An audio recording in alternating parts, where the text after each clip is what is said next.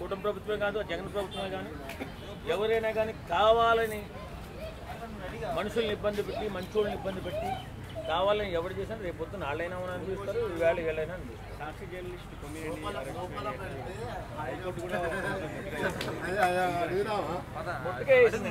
ఏంటంటే ఏదైనా సరే ఒక జర్నలిజం చేసేటప్పుడు ఒక సమాజానికి ఒక మంచి సూచన చేసేటటువంటి జర్నలిస్ట్ ఎలా ఉండాలంటే ఖచ్చితంగా ఏదైనా తప్పు జరిగినప్పుడు తప్పు అందే స్పాట్ ఖండించాలి. ఖండించినటువంటి వ్యక్తి కూడా అప్పుడు తప్పు చేసినట్టు కాదు, తప్పును సమర్థించినట్టు కూడా శిక్ష అర్హుడే. ఖచ్చితంగా ఆయన చేసిన తప్పు కాదు కానీ దాన్ని ఖండించకపోవడం తప్పు కాబట్టి ఆయన ఇవాళ జైల్లో నవ్వుతూనే జైల్లో పెడతారు. అంటే మీ ఇష్టాన్ని రీతిగానేమో మీరు ఏమంటారు దాన్ని మాట్లాడింది ఆయన కాదు, కానీ మాట్లాడిచ్చింది ఆయనే కదా. ఇప్పుడు ఆయన అడిగింది ఆయనే కదా. అడిగిన దానికి అలా అనకూడదని ఒక మాట అనాలి కదా. ఎప్పుడో వెనకాల చాటు మార్కునే తెర మార్కునే లేకపోతే దొంగతనంగా ఖండిస్తే సరిపోదు.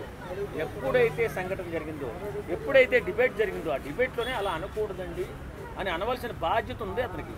ఇష్టాంరీతిగా ఏమన్నా మీరమ్మ కెమెరాలో పెట్టేసి మా చేత తిట్టించేస్తే అది కరెక్ట్ కాదని మీరు కూడా చెప్పాల్సిన బాధ్యత మీకు ఉంటుంది. లేకపోతే రేపు పొద్దున శిక్ష అర్హులు మీరు కూడా. రీసెంట్గా ఇప్పుడు జగన్మోహన్ రెడ్డి గారు పొగాకు రైతులు పలకరించడానికి అయితే అక్కడ పోలీసుల పైన అలానే టీడీపీ శ్రేణుల పైన దాడి చేయించారన్నట్టు వార్తలు రౌడీని పెట్టించారు జగన్మోహన్ రెడ్డి గారు అన్నట్టుగా చెప్తున్నారు. ఏం చెప్తారు? ఇప్పుడు జగన్మోహన్ రెడ్డి గారు చేస్తున్న పోరాటం చాలా తక్కువ. పొగాకు రైతులు, ఆ రైతులు, ఈ రైతులు నిజంగా చేయాల్సిన పోరాటం ఇంకా చాలా ఉంది. కూటమి ప్రభుత్వంపై జగన్మోహన్ రెడ్డి అకుంఠిత పోరాటం చేయాలి, చాలా గట్టిగా చేయాలి. చేయట్లేదు, ఇంకా జనాల్లోకి రావట్లేదు. ఆయన వెనకబడే ఉన్నాడు.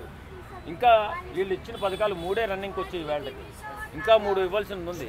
దాని మీద పోరాటం చేయాలా. జగన్మోహన్ రెడ్డి గారు ఖచ్చితంగా అసెంబ్లీకి రావాలా, పేదల పక్షాన్ని నిలబడాలా, పోరాడాలా.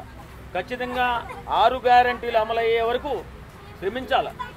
ఆయన మాత్రం పోరాటంలో వెనకబడి ఉన్నాడని చెప్తున్నాను. మరి అలాగే అంటాడు. మరి ప్రతిపక్ష నాయకుడు కనీసం మాట్లాడకపోతే ఎవడైనా అలాగే అంటాడు. అధికారంలో ఉన్నవాడు ఆ ఇష్టానుసారం మాట్లాడతాడు. ప్రతిపక్ష నాయకుడు ఏం చేస్తాడు? నోరు మూసుకుని కూర్చుంటే ఏం పని జరుగుతుంది? ఆయన మాట్లాడాలి కదా. ఏమి ఇచ్చారో బాబు అని అడగాలి కదా. ఏం అడగకుండా పొగాకు రైతుల దగ్గరికి వెళ్ళి రోడ్ల మీద తిరగడం కాదు, అసెంబ్లీకి వెళ్ళి మాట్లాడాలి. మాట్లాడితే అక్రమ కేసు పెడతారంట. ఎవడు మాట్లాడతాడు? జనాలను కంట్లోనే కానీ చెవుల్లో కానీ ఏమైనా పెట్టుకుంటారండి. ఎవడైనా అన్యాయంగా ఒక నాయకుడిని తప్పు చేయని నాయకుడిని ఏదన్నా అన్యాయంగా కేసు పెడితే రేపు పొద్దున్న జనాలు వాడికి ఖచ్చితంగా గట్టి తీర్పు ఇస్తారు. రేపు పొద్దున్న చంద్రబాబు నాయుడు కానీ ఇస్తారు. ఇప్పుడు జరిగేటటువంటి అభివృద్ధిలో పేదల పక్షాన్ని ఏమన్నా న్యాయం జరుగుతుందా లేదా అని ఆలోచిస్తారు ఎవడైనా ప్రతిపక్ష నాయకుడు.